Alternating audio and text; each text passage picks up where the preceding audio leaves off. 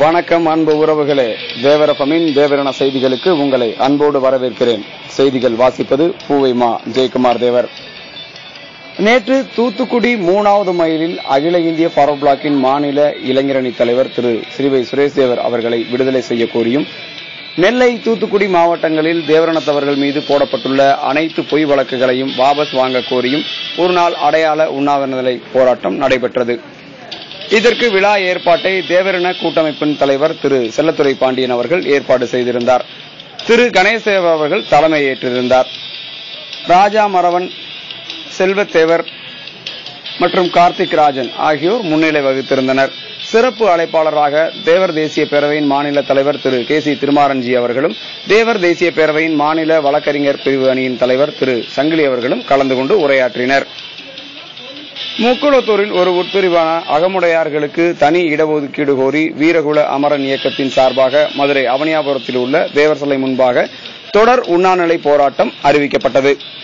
அப்பொழுது வீரகுல அமரன் இயக்கத்தின் தலைவர் திரு கீரா முருகன் தொண்டர் படை சூழ தேசிய தலைவர் தெய்வீக திருமகனார் பசுமன் முத்துராமலிங்க தேவர் அவர்களின் சிலைக்கு மாலை அணிவித்தார். பின்பு காவல்துறையால் கைது செய்யப்பட்டு இரவு 10:30 மணி அளவில் பிணையில் விடுவிக்கப்பட்டுள்ளார். இப்போராட்டத்திற்கு மரத்தமிழர் சேனையின் மாநில ஒருங்கிணைப்பாளர் திரு புதுமலர் பிரபாகரன் அவர்கள் ஆதரவு தெரிவித்துள்ளார். முன்னாள் தமிழக உள்துறை அமைச்சர் திரு அழகு திருநாவுக்கரசு அவர்கள் சற்று முன் மாரடைப்பால் அகால மரணமடைந்தார்.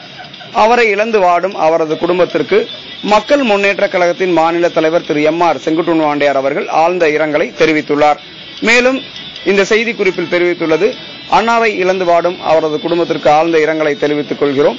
அன்னாரின் ஆன்மா இறைவனின் திருவடியில் இளைப்பாற வேண்டுகிறேன் என்று தெரிவித்துள்ளார்.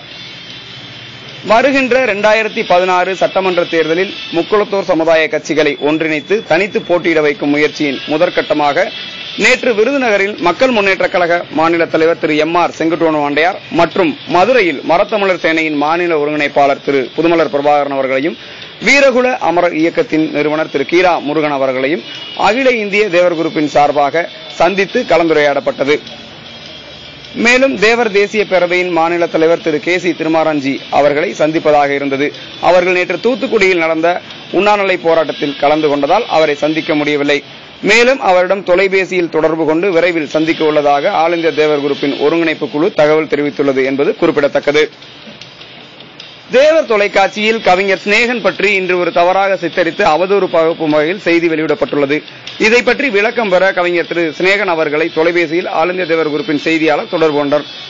இதை பற்றி கவிஞர் சிநேகன் அவர்கள் நமது செய்தியாளரிடம், இது முற்றிலும் தவறான செய்தி, என்னை பற்றி ஆதாரமற்ற குற்றச்சாட்டுகளை சொல்பவர்கள் இத்தோடு நிறுத்திக் கொள்ள வேண்டும், இல்லையெனில் அவர்களை நான் சட்டப்பூர்வமாக சந்திப்பேன் என தெரிவித்துள்ளார்.